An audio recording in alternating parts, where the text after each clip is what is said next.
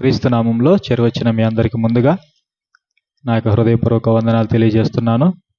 ప్రియులరా, మరి గతించిన వారంలో మందిరం ప్రారంభించడం జరిగింది. మీ అందరికి కూడా తెలుసు. దేవుని మహాకృపను బట్టి బేస్మెంట్ పూర్తి చేశాము. మీరందరూ కూడా మీ వ్యక్తిగత ప్రార్థనలో అలాగే కుటుంబ ప్రార్థనలో కూడా ఈ విషయాన్ని బట్టి ప్రార్థించాల్సిందిగా నేను మనవి చేస్తున్నాను.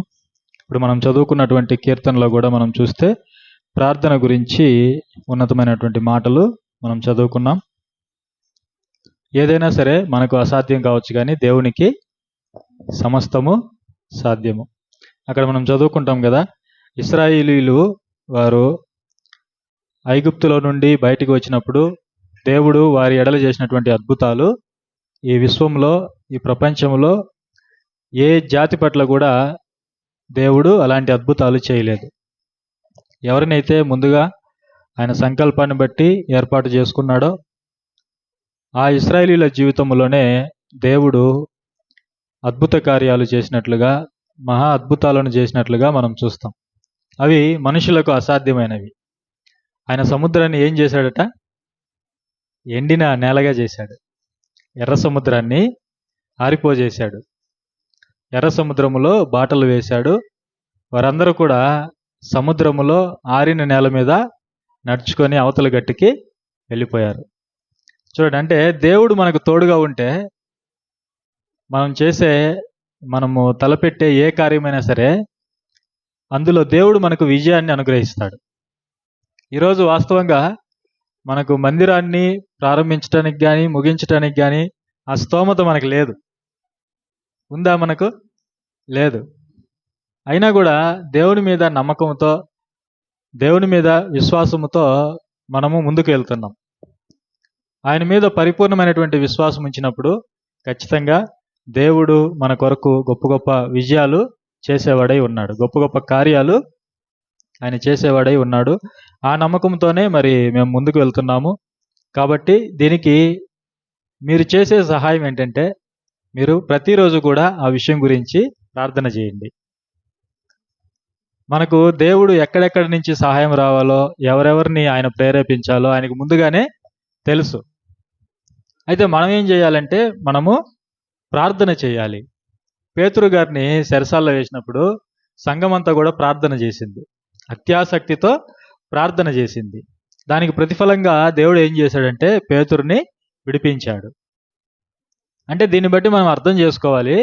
ఆదికాండం మొదలుకొని మనము 66 పుస్తకాల్లో మనం చూస్తే ప్రార్థన అనేది చాలా ప్రాముఖ్యమైనది. క్రైస్తవ జీవితానికి అత్యంత ప్రాముఖ్యమైనది ప్రార్థన. మనం ప్రార్థన చేయటం ద్వారా దేవుడు మూసివేయబడినటువంటి ద్వారాలన్నింటినీ కూడా ఆయన తెరుస్తాడు.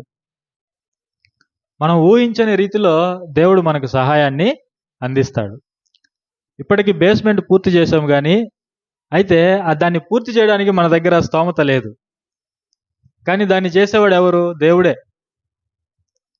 దేవుడే ఖచ్చితంగా దాన్ని చేస్తాడు. ఎందుకంటే ఇది మన కొరకు మనం చేసుకుంటున్న కార్యం కాదు, ఇది ఆయన పని నిమిత్తం మనం చేస్తున్నటువంటి కార్యం.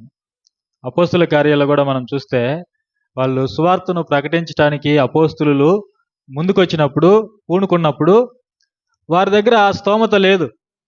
వాస్తవంగా వాళ్ళు ప్రకటించగలరు అంతే, కానీ వాళ్ళు పోషింపబడడానికి, అనేక మందికి సువార్తను విస్తరింపజేయడానికి వాళ్ళ దగ్గర స్తోమత లేదు.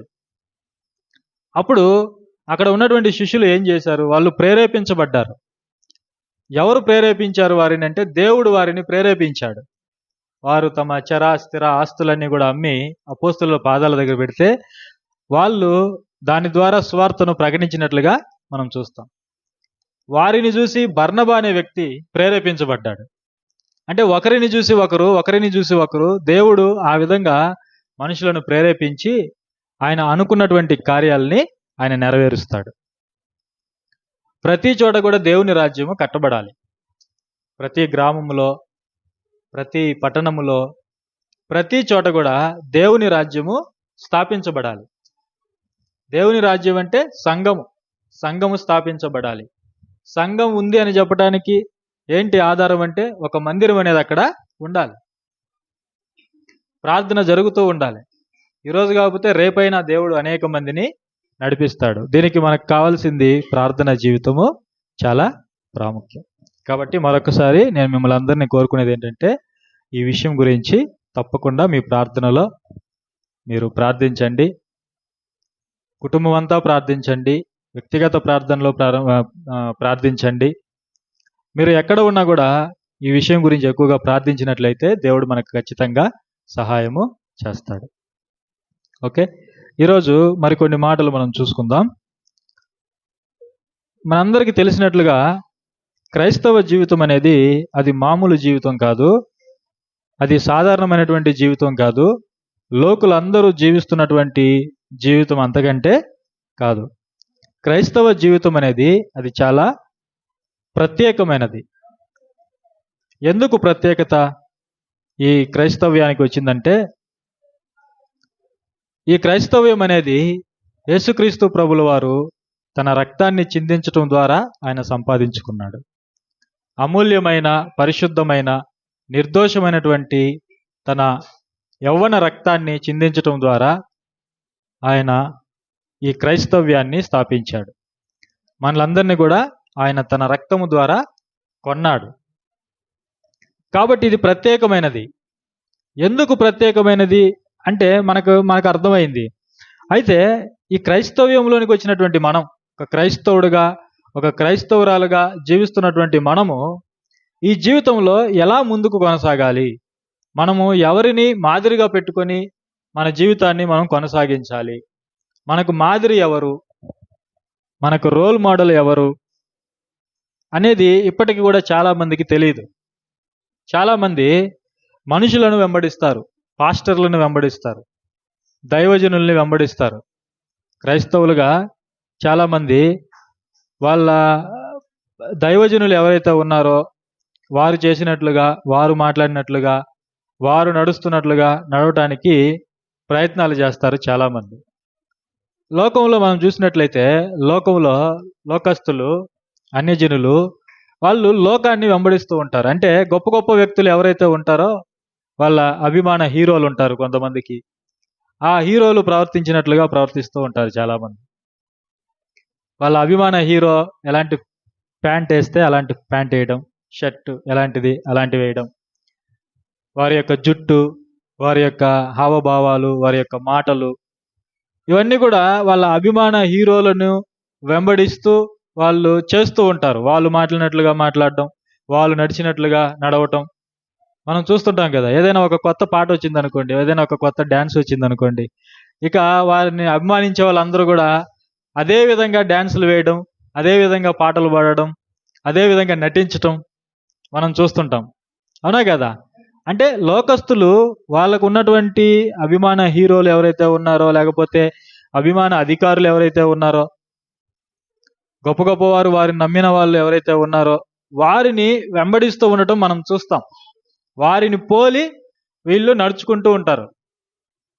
ఇది లోకంలో మనం చూస్తాం. అయితే క్రైస్తవులుగా మనము ఎవరిని చూసి మనం నడవాలి, ఎవరిలా మాట్లాడాలి, ఎవరిలా నడవాలి, ఎవరిలా ప్రవర్తించాలి, మొత్తానికి ఎవరిలా మనం జీవించాలి అనేది ఇప్పటికి కూడా చాలా మందికి తెలియనటువంటి విషయం. అయితే దేవుడు మనకి చాలా స్పష్టంగా చెప్పాడు. చూడండి, ఎఫెసీ పత్రిక 5వ అధ్యాయంలో అపోస్తలుడైన పౌలు గారు ఎఫెసీలకు పత్రిక రాస్తూ ఒక అద్భుతమైనటువంటి మాటను ఆయన తెలియజేశారు. 5వ అధ్యాయము 1వ వచనం చదవండి. 5వ అధ్యాయములో 1వ వచనము చూడండి. కావున మీరు ప్రియులైన పిల్లల వలె దేవుని పోలి నడుచుకొనుడి. చూడండి ఎంత స్పష్టంగా చెప్తున్నాడు పౌలు గారు. కావున మీరు అంటే ఎవరు? ఇక్కడ లోకస్తుల గురించి మాట్లాడడం లేదు. సంఘంలో ఎవరైతే చేర్చబడ్డారో, ఎవరైతే ప్రభువుని సొంత రక్షకుడిగాను, దేవుని అద్వితీయ కుమారునిగాను నమ్మి, లోకరక్షకునిగా నమ్మి, ఆయన రక్తం ద్వారా ఎవరైతే కడుగుబడి, ఆయన నామంలో ఎవరైతే బాప్తిస్మం తీసుకొని సంఘములో చేర్చబడి దేవుని పిల్లలుగా కొనసాగుతున్న వారికి రాస్తున్నటువంటి మాటలు. మీరు ప్రియులైన పిల్లల వలె అంటున్నాడు. ప్రియులైన పిల్లల వలె అన్నాడు. అంటే దేవుని పిల్లలు ప్రియులైన పిల్లల వలె ఉండాలి అంటున్నాడు. ఇప్పుడు లోకస్తులు అందరూ ఎవరు చెప్పండి? లోకస్తులు అందరూ కూడా దేవుని పిల్లలే. అవునా కదా? ఆదాము దేవుని కుమారుడు, అవ్వమ్మ దేవుని కుమార్తె. వారి ద్వారా వచ్చిన వాళ్ళే మనమందరం కూడా. అంటే మనం అందరం దేవుని పిల్లలమే. లోకంలో ఉన్నవారు అందరూ దేవుని పిల్లలే. ఏ దేశమైనా సరే, ఏ రాష్ట్రమైనా సరే, ఏ జిల్లా అయినా సరే, ఏదైనా సరే, ఏ ప్రాంతమైనా సరే, ఏ మతమైనా సరే, ఏ కులమైనా సరే, అందరూ ఎవరు? దేవుని పిల్లలు. అందరినీ సృజించింది ఎవరు? దేవుడు. ఆయన మనల్ని సృజించిన వాడు దేవుడు. అందరూ దేవుని పిల్లలే. అందరూ దేవుని స్వరూపము, అందరూ దేవుని పోలిక. అయితే ఇక్కడ చెప్తున్న మాట ఏంటంటే పౌలు గారు, మీరు దేవుని పిల్లలుగా కాదు, ప్రియులైన పిల్లల వలె ఉండాలంటున్నాడు. దేవుని పిల్లలు వేరు, ప్రియులైన పిల్లలు వేరు. చూడండి, యేసు ప్రభు వారికి శిష్యులు ఉన్నారు. అందులో ప్రియమైన శిష్యుడు ఒకడు ఆయన ఉన్నాడు. ఎవరైనా? యోహాను గారు. చూడండి, అంటే ప్రియుడైన శిష్యుడు, ప్రియమైన శిష్యుడు. ఎందుకయ్యాడు ప్రియమైన శిష్యుడు అంటే ఆయన ప్రభువుకి చాలా దగ్గరగా జీవిస్తున్నాడు. ఎప్పుడు ఆయన కూర్చునేది ప్రభు పక్కలోనే కూర్చొని ఆయన ఉంటాడు. ఆయనతో దగ్గర సంబంధం కలిగిన వాడు, ఆయనతో సన్నిహితమైనటువంటి సంబంధం కలిగిన వాడు. ఎప్పుడైతే మనం దేవునికి దూరంగా జీవిస్తుంటామో మనము ప్రియులైన పిల్లలుగా ఉండలేము. ఎప్పుడైతే మనము ప్రభువుకు దూరంగా ఉంటామో శిష్యులుగా ఉంటామేమో కానీ ప్రియులైన శిష్యులుగా ఉండలేము. చూడండి, ఈ డిఫరెన్స్ మనకు తెలియాలి. ఇక్కడ మీరు ప్రియులైన పిల్లల వలె ఉండాలి. ఇప్పుడు మనం అందరం ఎవరి వలె ఉండాలి? దేవునికి పిల్లలుగా కాదు, ప్రియమైన పిల్లలు, ఆయన ఇష్టపడే పిల్లలు. ఒక కుటుంబంలో పిల్లలు ఉంటారు, నలుగురు ఉంటారనుకోండి, లేదా ముగ్గురు ఉంటారనుకోండి. అందులో ప్రియులైన పిల్లలు ఉంటారు, ప్రియమైన పిల్లలు. నాకు పెద్ద కొడుకు అంటే చాలా ఇష్టం అండి అంటారు. నాకు చిన్న కుమార్తె అంటే చాలా ఇష్టం అండి అంటారు. అంటే ప్రియమైన కుమార్తె ఒక ఆమె, ప్రియమైన కుమారుడు ఒకడు.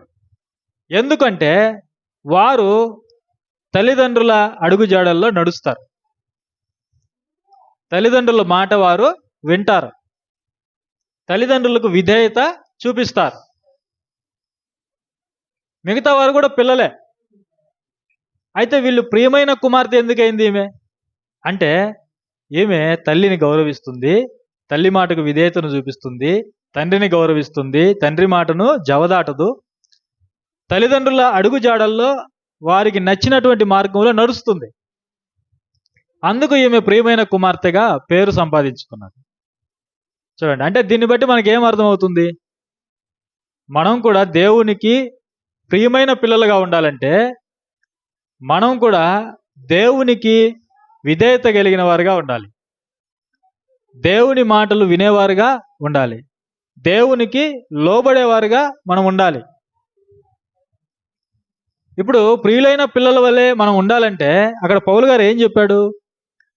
మీరు ప్రియులైన పిల్లల వలె ఎవరిని పోలి నడుచుకోవాలన్నాడు? దేవుని పోలి నడుచుకోండి అన్నాడు. చూడండి, మనము ప్రియులైన పిల్లల వలె ఉండాలంటే మనకు రోల్ మోడల్ ఎవరు? మనకు మాదిరి ఎవరు?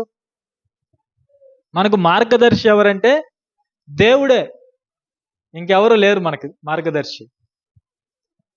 మనకు మాదిరి ఎవరు లేరు, దేవుడే. మనలను సృజించిన వాడు, మనలను కావాలని జగత్తు పునాది వేయబడక మునుపే క్రీస్తులో సంకల్పించిన వాడు.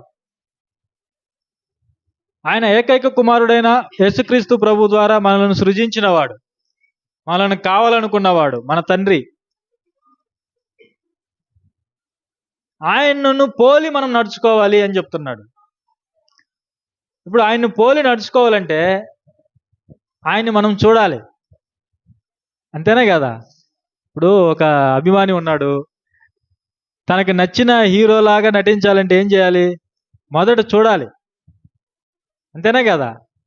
అతను ఎలా మాట్లాడుతున్నాడు, ఎలా డ్యాన్స్ వేస్తున్నాడు, ఎలా ఎగురుతున్నాడు, ఎలా మాట్లాడుతున్నాడు, అతని హావభావాలు ఏంటి, ఇవన్నీ గమనించి ఆ విధంగా ప్రాక్టీస్ చేసి ఆ విధంగా ప్రదర్శిస్తారు. అవునా కదా? ఇప్పుడు మరి మనం దేవుని పోలి నడుచుకోవాలి. ఒకసారి ఒక మాట చూడండి, యోహాను సువార్త 1:18 చూడండి. యోహాను సువార్త 1:18 ఎవడును ఎప్పుడైనాను దేవునిని చూడలేదు. చూడండి, మనం దేవుని పోలి నడుచుకోవాలి, అయితే దేవుణ్ణి ఎవరు చూడలేదు. మనం దేవుణ్ణి పోలి నడుచుకోవాలి. పౌలు గారు చెప్తున్నారు, ఇక్కడ యోహాన్ గారు చెప్తున్నారు దేవుణ్ణి ఎవరు చూడలేదు. ఇప్పుడు పౌలు గారు కూడా ఇంకొక మాట చెప్పారు, అది కూడా చూద్దాం. చూడండి, తిమోతి మొదటి పత్రిక 6వ అధ్యాయము 16వ వచనం చూడండి. సమీపింపరాని తేజస్సులో ఆయన మాత్రమే వసించుచు అమరత్వం గలవాడై ఉన్నాడు. మనుషులలో ఎవడును చూడలేదు, ఎవడును చూడనేరడు. చూడండి, మనుషులలో ఎవడును ఆయనను చూడలేదు, చూడనేరడు. దేవుణ్ణి ఎవడు చూడలేదు, చూడనేరడు.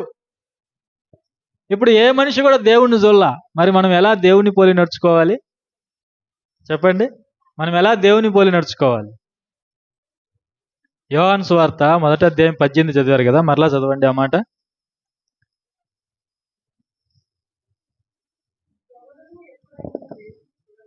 ఎవడును ఎప్పుడైనాను దేవుని చూడలేదు, తండ్రి రొమ్ముననున్న అద్వితీయ కుమారుడే ఆయనను బయలుపరిచెను. చాలు. మనం దేవుణ్ణి చూడలేదు, మనం మన తండ్రిని చూడలేదు. మనల్ని ఎవరైతే కావాలని కోరుకున్నారో, మనల్ని ఎవరైతే ఈ లోకానికి పంపించారో, ఈ లోకంలో సృజించారో, ఆ తండ్రిని మనం చూడలేదు. అయితే ఆయన్ని పోలి మనం నడుచుకోవాలి. అందుకే ఈ జీవితాన్ని మనకిచ్చాడు. దేవుడు నరుణ్ణి తన స్వరూపములోను తన పోలికలోను సృజించాడు. ఎందుకు ఆయన పోలికలో ఆయన స్వరూపంలో సృజించాడంటే ఆయన పోలికలో బ్రతకాలని, ఆయన స్వరూపంలో జీవించాలని. అంతేనే కదా? ఆయన కొరకు ఆయనలా బ్రతకాలని ఆయన పోలికిచ్చాడు, ఆయన స్వరూపం ఇచ్చాడు. అయితే మనం ఆయన్ని చూడలేదు. మరి తండ్రిని మనకు చూపించింది ఎవరు? తండ్రి ఇలా ఉంటాడు, ఆయన ఇలా మాట్లాడతాడు, ఆయన ఇలా వ్యవహరిస్తాడు, ఆయన ప్రజలతో ఇలా ఉంటాడు, ఇలా మాట్లాడతాడని మనకు ఎవరు చూపించారు? ఏ ప్రవక్త అయినా చూపించాడా? ఏ నీతిమంతుడైనా మనకు చూపించాడా? వాక్యం అది చెప్పటం లేదు. వాక్యం మనకేం చెప్తుంది? ఆయన రొమ్ముననున్న అద్వితీయ కుమారుడే ఆయనను బయలుపరిచెను. దేవునికి సొంత కుమారుడు ఒక ఆయన ఉన్నాడు. సొంత కుమారుడు ఎవరైనా? యేసుక్రీస్తు ప్రభు. ఆయన ఆదాము వంటి వాడు కాదు, ఆయన మనలాంటి వాడు కాదు. ఇప్పుడు మనం చాలా మందిని పిల్లలుగా భావిస్తాం. చిన్నపిల్లలైన వారు ఎవరినైనా సరే పెద్దవారు పిల్లలుగా భావిస్తారు. అయితే వారికంటూ సొంత బిడ్డలు ఉంటారు. ఉంటారా ఉండరా? సొంత బిడ్డలు ఉంటారు. సొంత బిడ్డలంటే అర్థం ఏంటి? రక్తాన్ని పంచుకున్నవాడు. వాడిలో ఉన్నది నాలో ఉన్నది ఒకే రక్తం. నా రక్తాన్ని పంచుకొని పుట్టినవాడు కాబట్టి వాడు నాకు సొంత కుమారుడు. నేను ఎలాంటి వాడును, నా కుమారుడు కూడా అలాంటి వాడే. ఒక మాటలో చెప్పాలంటే నాకు జెరాక్స్ కాపీ నా కుమారుడు. అంతేనే కదా?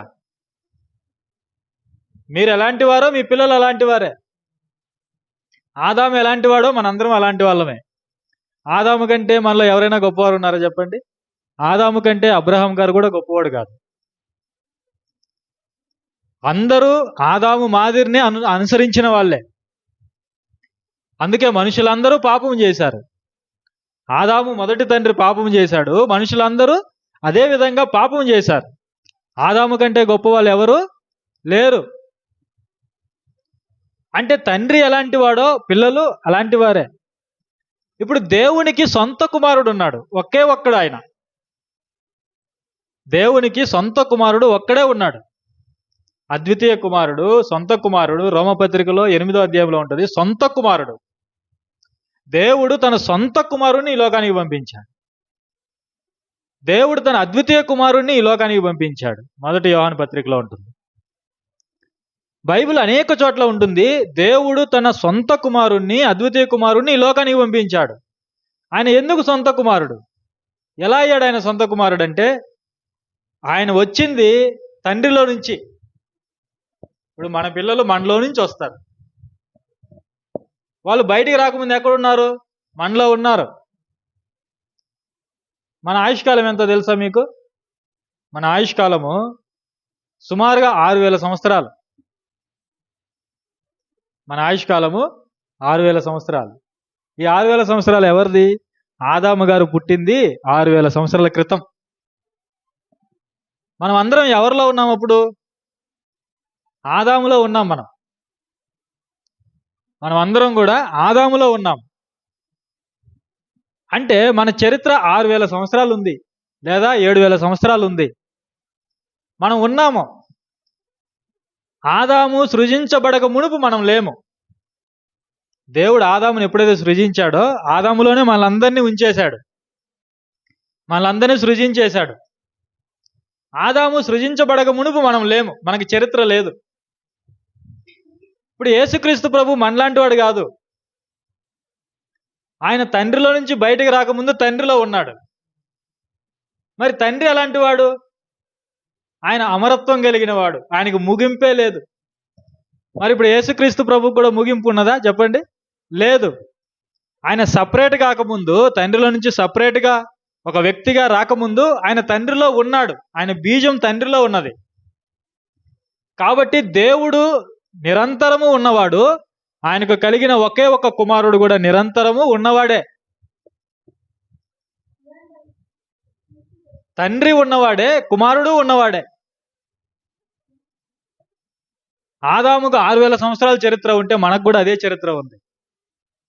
మనం సపరేట్గా బయటికి రాకముందు మనకు కూడా చరిత్ర ఉంది. అయితే ఆదాము సృజించబడక మునుపు మనకి చరిత్ర లేదు. అయితే యేసుక్రీస్తు ప్రభువుకి మనకున్నటువంటి చరిత్ర కాదు. ఆయన సపరేట్ కాకముందు తండ్రిలో నిరంతరము ఉన్నవాడు. ఆయన సొంత కుమారుడు అంటే అర్థం ఏంటంటే, మనకు అర్థం కావడానికి, మన రక్తం పంచుకున్నవాడు మన సొంత కుమారుడు ఎలా అవుతాడో, దేవుని ఆత్మలో నుంచి విభాగింపబడిన వాడు సొంత కుమారుడు. అంటే ఒకే ఆత్మలో నుంచి విడిపోయినవాడు యేసుక్రీస్తు ప్రభు. దేవుడు అంటే ఎవరు? ఆత్మ. దేవుడు అంటే ఆత్మజీవి. ఆయన స్పిరిట్ పర్సన్. దేవుడు ఆయన ఆత్మతో నింపబడినవాడు, కంపోజ్డ్ బై స్పిరిట్. ఇప్పుడు మనం ఎలా ఉంటామో మనిషిగా శరీరాన్ని ధరించుకొని, దేవుడు ఆత్మతో ఉంటాడు. ఆత్మలో కూడా చాలా విధాలు ఉన్నాయి. మనిషిలో ఉన్న ఆత్మ వేరు, దేవదూతల ఆత్మలు వేరు, దేవుడైన ఆత్మ వేరు. దేవుడు ఆత్మయే ఉన్నాడు. దేవుడు ఆత్మ కుమారుణ్ణి కన్నాడు. ఒకే ఒక కుమారుడు, తనలో నుండి వచ్చిన వాడు యేసుక్రీస్తు ప్రభు. ఇప్పుడు తండ్రి ఎలాంటి వాడో కుమారుడు కూడా అలాంటి వాడే. తండ్రి ఎలాంటి వాడో కుమారుడు కూడా అలాంటి వాడే. ఇప్పుడు మన పిల్లలు మనకు జెరాక్స్ కాపీ ఎలాగో, తండ్రికి యేసుక్రీస్తు ప్రభు జెరాక్స్ కాపీ. ఇప్పుడు తండ్రిని చూపించడానికి ఈ లోకానికి వచ్చింది ఎవరు? ఆయన అద్వితీయ కుమారుడే ఈ లోకానికి వచ్చాడు. తండ్రిని బయలుపరిచింది ఆయనే. ఇప్పుడు మనం ఎవరిని పోలి నడుచుకోవాలి? దేవుణ్ణి పోలి నడుచుకోవాలంటే దేవుణ్ణి మనం చూడలేదు, ఆ తండ్రిని మనకు చూపించింది యేసుక్రీస్తు ప్రభు. ఇప్పుడు మనం ఎవరిని పోలి నడుచుకోవాలి? ఎవరిని పోలి? అపోస్తలుడైన పౌలు గారు చెప్పారు, నేను క్రీస్తును పోలి నడుచుకొనుచున్న ప్రకారము మీరు నన్ను పోలి నడుచుకోండి అన్నాడు. అంటే ఇప్పుడు మనకి రోల్ మోడల్ ఎవరు? మనకి మాదిరి ఎవరు? దేవుని ఏకైక కుమారుడు. మనల్ని దేవుడు ఎందుకు ప్రత్యేకపరుచుకున్నాడు తెలుసా? తన కుమారుని అనుసరించాలని, తన ఏకైక కుమారుని అడుగు జాడల్లో మనం నడవాలని. ప్రభువుని అంగీకరిస్తే మనం తండ్రిని అంగీకరించినట్లే. ప్రభువుని పోలి నడిస్తే మనం దేవుని పోలి నడుచుకున్నట్లే. ప్రభువుని అనుసరిస్తే మనం దేవుని అనుసరించినట్లే. కాబట్టి ఇప్పుడు మనం ఎవరిని పోలి నడుచుకోవాలి, ఎవరిని అనుసరించాలంటే యేసుక్రీస్తు ప్రభువుని మనం అనుసరించాలి. దేవుడు ఎలాంటి వాడై ఉన్నాడు అంటే ఆదికాండము 1వ అధ్యాయం చూడండి. దేవుడు ఎలాంటి వాడై ఉన్నాడు అంటే మనకు చాలా విషయాలు తెలుసు. దేవుని గురించిన విషయాలు మనకు చాలా తెలుసు. మొట్టమొదటిది, దేవుడు పరిశుద్ధుడు అని మనకు తెలుసు. దేవుని క్యారెక్టర్ ఎలాంటిది? ఆయన పరిశుద్ధుడు, పరిశుద్ధతలో ఉండేవాడు. ఆయన యొద్ద పాపానికి చోటు లేదు. ఆయన పరిశుద్ధుడు మొదటిగా. తర్వాత ఆయన సర్వశక్తి కలిగిన వాడు. ఆయన పరిశుద్ధుడు. ఆయన పిల్లలు పరిశుద్ధతలో ఉండాలని కోరుకుంటాడు. ఆయన అడుగుజాడల్లో నడవటమే పరిశుద్ధత. తర్వాత ఆయన సర్వశక్తి కలిగిన వాడు. అంటే ఆయనకి అసాధ్యమైనది ఏది కూడా లేదు. మరి మనకుందా సర్వశక్తి? మనకు లేదు. అయితే మనం ఏం చేయాలంటే ఆయన శక్తిని మనం ఆశ్రయించాలి. అంతే మనం చేయాల్సింది. మనం చేయవలసింది ఆయన శక్తిని ఆశ్రయించాలి. ఆయన శక్తిని మనం ఎప్పుడైతే ఆశ్రయిస్తామో మనకు కూడా అసాధ్యమైనది ఏది లేదు. గుర్తుపెట్టుకోండి, మనకు కూడా అసాధ్యమైనది లేదు. ఎందుకంటే మన తండ్రికి అసాధ్యమైనది ఏది లేదు కాబట్టి. నీవెప్పుడు నీకు అసాధ్యమైనది ఏది లేకుండా నువ్వు చేసుకుంటావంటే ఆయన శక్తిని నువ్వు ఆశ్రయించినప్పుడు. లేకపోతే నీకు అన్నీ అసాధ్యమే. నువ్వు ఏమీ చేయలేవు. నువ్వు అనుకున్నది ఏది జరగదు. నీవు ఎప్పుడైతే ఆయన ఆశ్రయిస్తావో అప్పుడే నీకు అన్నీ సాధ్యం. తర్వాత ఆయన సర్వజ్ఞాని. దేవుడు అనంత జ్ఞాని, సర్వజ్ఞాని. ఆయన వంటి జ్ఞానం కలిగిన వాడు ఎవరు కూడా లేరు. ఇప్పుడు మనకుందా ఆయనకున్నంత జ్ఞానం? మనకుందా? లేదు. ఆయన జ్ఞానాన్ని మనం ఆశ్రయించాలి. ఆయన జ్ఞానాన్ని మనం కోరుకోవాలి. మీలో ఎవరికైనా జ్ఞానం కొదువుగా ఉన్న ఎడల అతడు దేవుణ్ణి అడగాలి. యాకోబు పత్రిక 1:5 మనం చూస్తాం. ఎవరికైనా జ్ఞానం కొదువుగా ఉన్న ఎడల వాడు దేవుణ్ణి అడగాలి. దేవుడు ఎవరిని గద్దింపక ధారాళముగా దయచేస్తాడు. జ్ఞానము ధారాళంగా దయచేస్తాడు. ధారాళంగా. ఈ ప్రకృతిని ఎంత ధారాళంగా దేవుడు మనకిచ్చాడో అంతే ధారాళంగా ఆయన జ్ఞానాన్ని అర్థించే వారికి ఆయన ఇస్తాడు. సొలొమోను జ్ఞానాన్ని కోరుకున్నాడు, అవునా కదా? సొలొమోను రాజు అతను పట్టాభిషేకం చేయబడినప్పుడు, రాజుగా జీవితాన్ని ప్రారంభించినప్పుడు మొట్టమొదటిగా దేవుని కోరుకున్నది ఏంటంటే జ్ఞానం కావాలి. విస్తారమైన నీ ప్రజలకు న్యాయం తీర్చడానికి నాకు జ్ఞానం కావాలి అని అడిగాడు. దేవుడు దాన్ని ఇష్టపడ్డాడు. ఇష్టపడి కోరుకున్నట్లుగా జ్ఞానాన్ని అనుగ్రహించాడు. కాబట్టి మనం దేవుణ్ణి జ్ఞానం అడిగేవారై ఉండాలి. తర్వాత దేవుడు సర్వవ్యాపిగా ఉన్నాడు. అంటే అన్ని చోట్ల ఆయన ఉంటాడు. ఏకకాలములో ఆయన అన్ని చోట్ల తన ఆత్మ ద్వారా ఉంటాడు. ఆకాశంలోకి వెళ్ళినా నీవు అక్కడ ఉన్నావు, సముద్ర గర్భంలోనికి వెళ్ళినా నీవు అక్కడ ఉన్నావు, పాతాళంలోనికి వెళ్ళినా నీవు అక్కడ ఉన్నావు అంటున్నాడు దావీదు గారు. నువ్వు నా పక్కనే ఉన్నావు, నా చుట్టూ ఉన్నావు, నన్ను ఆవరించి ఉన్నావు అంటాడు. అంటే ఆయన పరలోకంలో సింహాసనం మీద ఉన్నాడు, అలాగే వాళ్ళందరినీ ఆవరించి ఉన్నాడు. అన్నీ ఆయనకి తెలుసు. మరుగైనది ఏది కూడా లేదు. ఆయనకు అన్నీ తెలుసు. ఆయన అన్ని చోట్ల ఉంటాడు తన ఆత్మ ద్వారా. అన్ని చోట్లకు ఆయన వెళతాడు తన ఆత్మ ద్వారా. అదే సమయంలో సింహాసనం మీద ఉన్నాడు. చూడండి, ఒకసారి మీరు ఆలోచన చేయండి. ఎంత గొప్పవాడు మన తండ్రి, మన దేవుడు. అయితే ఈ సర్వశక్తి, సర్వజ్ఞానము, వ్యాపకము ఇవన్నీ మనం సంపూర్ణంగా సంపాదించుకోలేము. కానీ మనం ఎలా నడవాలో దేవుడు తన సొంత కుమారుని ద్వారా మాదిరికరమైన జీవితాన్ని ఉంచి వెళ్ళాడు మనకి, తన కుమారుడు. ఇప్పుడు ప్రభు ఎలా జీవించాడో, ఆయన ఎలా మాట్లాడాడో, ఎలా నడుచుకున్నాడో, ఎలాంటి కార్యాలు చేశాడో వాటిని మనం వెంబడించినట్లయితే మనము దేవునికి ప్రియులైన పిల్లలు. ప్రియులైన పిల్లలు. చూడండి, ఆదికాండం 1వ అధ్యాయంలో 31వ వచనంలో ఏమన్నాడు దేవుడు సృష్టిని చేసిన తర్వాత? దేవుడు తాను చేసినది యావత్తును చూచినప్పుడు అది చాలా మంచిదిగా ఉండెను. చూడండి, చాలా మంచిదిగా ఉన్నది అని చెప్పాడు. దేవుడు ఈ సృష్టిని చేసిన తర్వాత చాలా మంచిదిగా ఉన్నది అన్నాడు. ఎందుకు మంచిదిగా ఉన్నది అంటే, ఈ సృష్టి అంతటిని కూడా దేవుడు మనిషి కోసం ఇచ్చాడు. మనిషి కోసం ఇచ్చాడు. ఈ సృష్టి అంతటిని మనిషి కోసం ఇచ్చాడు. సూర్యుడు ఎవరి కోసం? మన కోసమే ఉదయించేది. చంద్రుడు రాత్రి వచ్చి వెన్నెలిచ్చేది ఎవరి కోసం? మన కోసమే. దేవుడికి ఇవన్నీ అవసరం లేదు. దేవునికి సూర్యుని అవసరత లేదు, చంద్రుని అవసరత లేదు, వృక్షాల అవసరత లేదు, పక్షులు, జంతువులు, ఈ విశ్వము, ఈ సముద్రాలు, ఈ పర్వతాలు, ఈ కొండలు, ఇవన్నీ మన ఆనందానికి దేవుడిచ్చాడు. మన కొరకు దేవుడిచ్చాడు. వీటన్నింటిని మనం అనుభవించాలని దేవుడిచ్చాడు.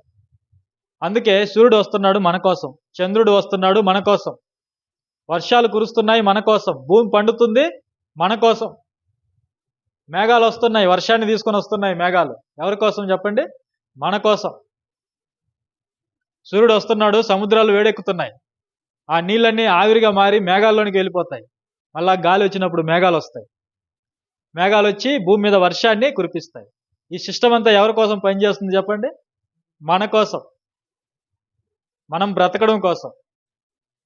మనకు ఏవైతే కావాలో వాటన్నింటినీ దేవుడు సృజించిన తర్వాత ఒక్కసారి చూశాడు, మొత్తాన్ని చూసిన తర్వాత చాలా మంచిదిగా ఉంది అని చెప్పాడు. చూడండి, అంటే దేవుడు మనుషులందరినీ కూడా సమానంగా ప్రేమించాడు. ఇది ఇక్కడ మనం నేర్చుకోవాలి. అందరినీ, నీతిమంతులని లేదు, అనీతిమంతులని లేదు, అందరినీ సమానంగా ప్రేమించాడు. ఈ ప్రకృతిని సమానంగా ఇచ్చాడు.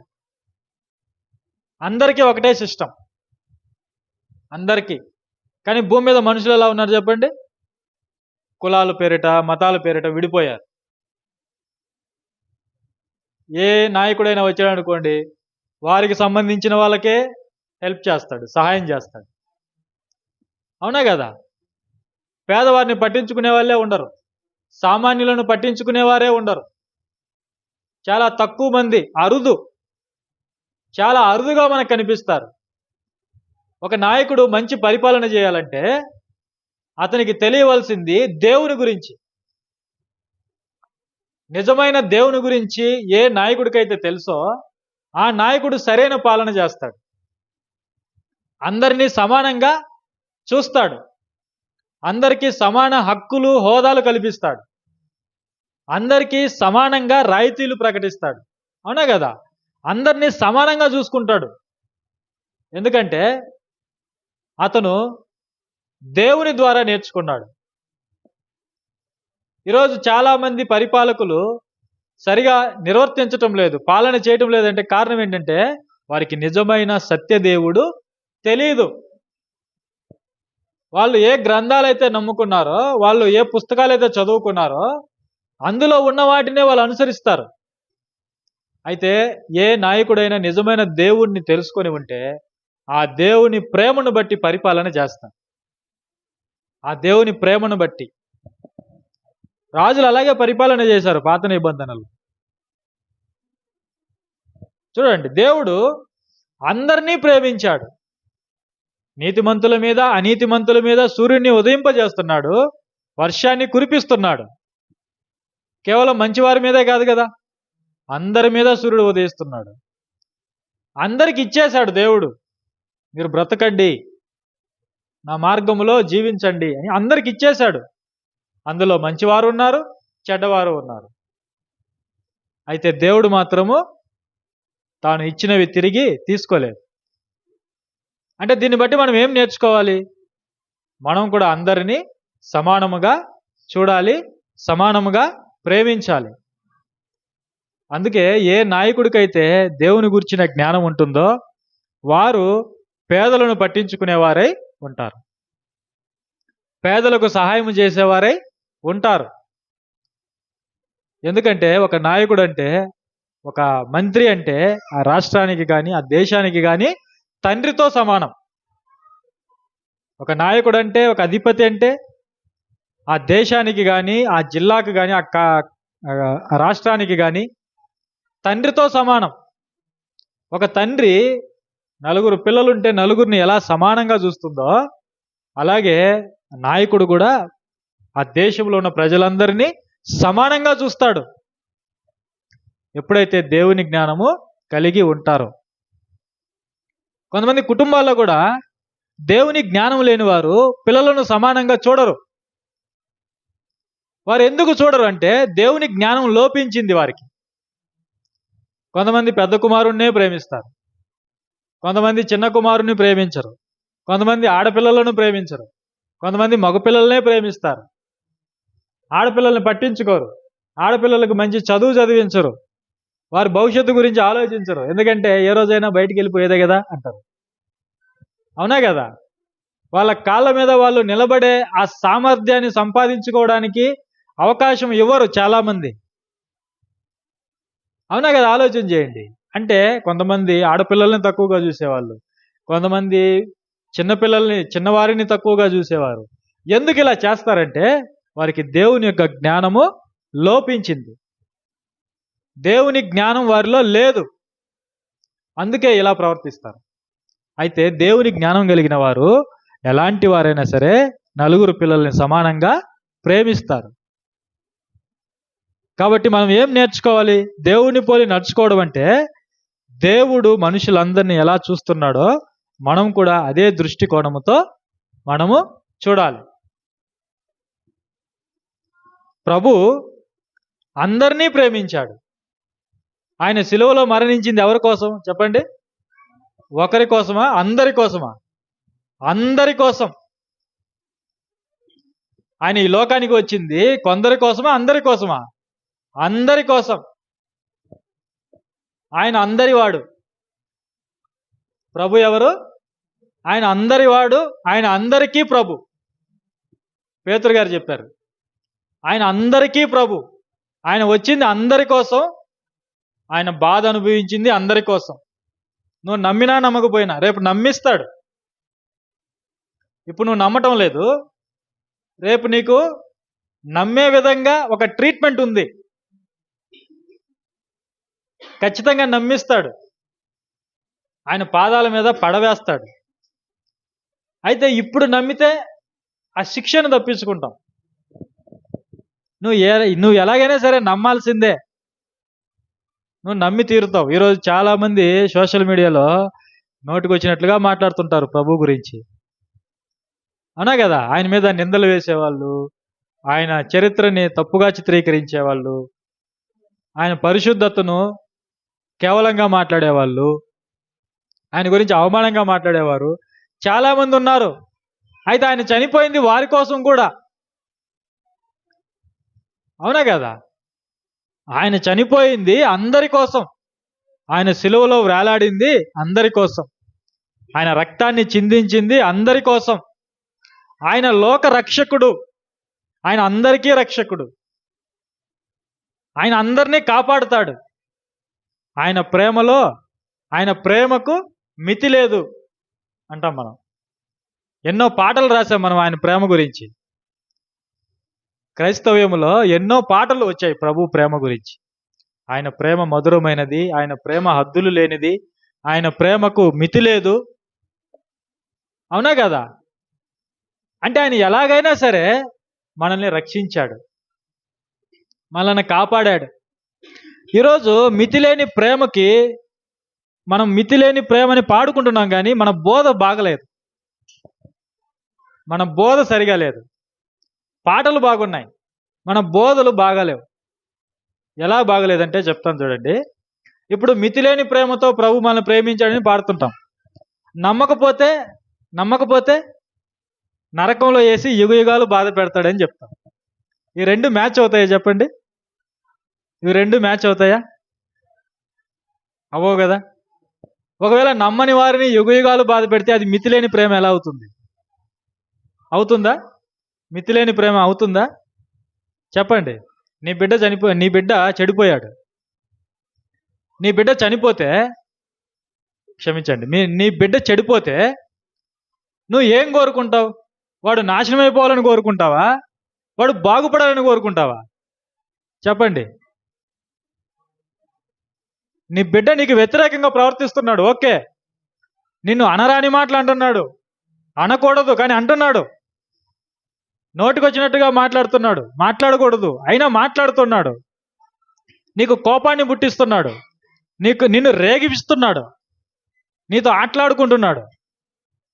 ఒక తల్లిగా, ఒక తండ్రిగా నీ స్పందన ఏంటి? చెప్పండి. నాశనం అయిపోవాలని కోరుకుంటావా? లేకపోతే ఎలాగైనా సరే వీడు బాగుపడాలని కోరుకుంటావా? నువ్వు నిజంగా ప్రేమిస్తే నీ బిడ్డని వాడు బాగుపడాలని కోరుకుంటావు. దానికి మార్గాలు నువ్వు అన్వేషిస్తావు, అంతేనే కదా? అది కాకుండా వీడు చెడిపోయాడు, వీడు చచ్చిపోతే బాగుంటుంది, వీడు నాశనం అయిపోతే బాగుంటుంది అని ఎవరైనా అంటున్నారంటే తల్లిదండ్రుల్లో నిజమైన ప్రేమ లేదు. అంతేనే కదా? చెప్పండి. నిజమైన ప్రేమ లేదు.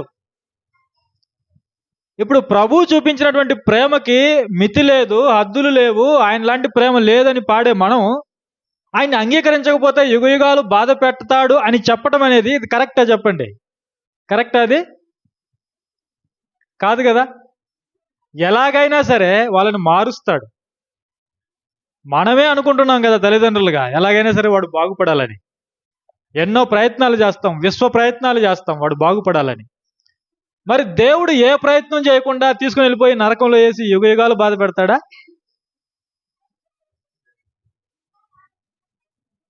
ఇంకొక మీరు నమ్మని మాట ఏంటో తెలుసా? అసలు నరకం అనే మాట బైబిల్లో లేదు.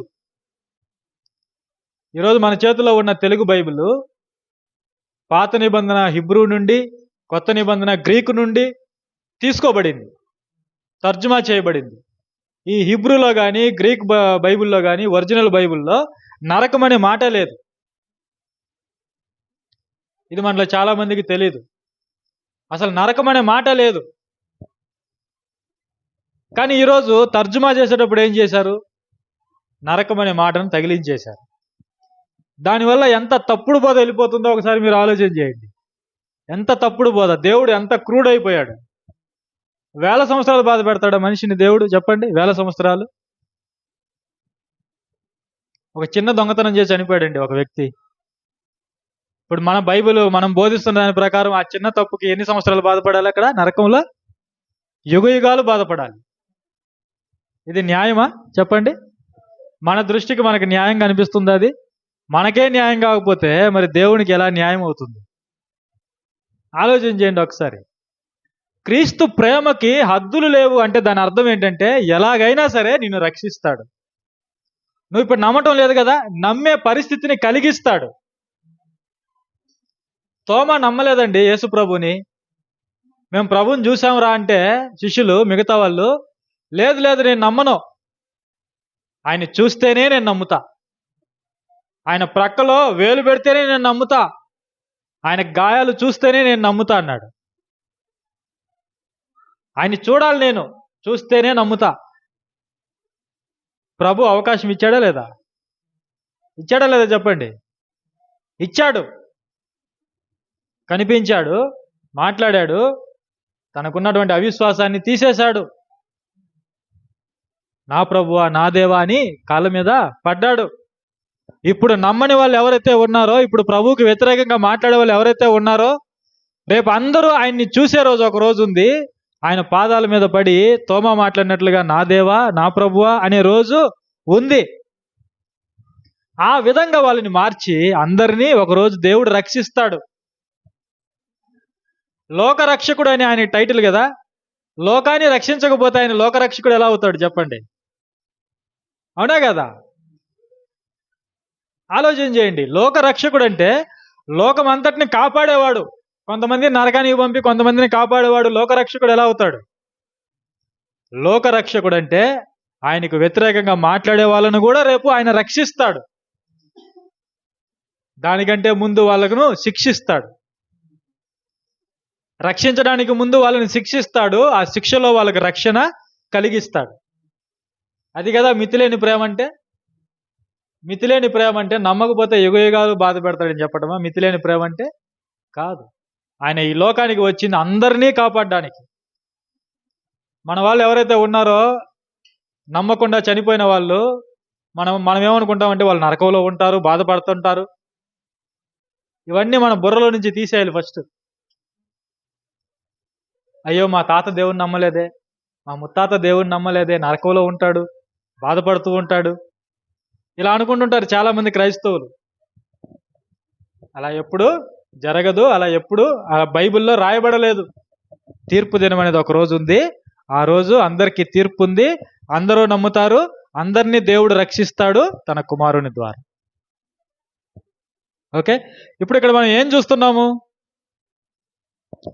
ప్రభు అందరి కొరకు మరణించాడు, అందరి కొరకు రక్తాన్ని కార్చాడు.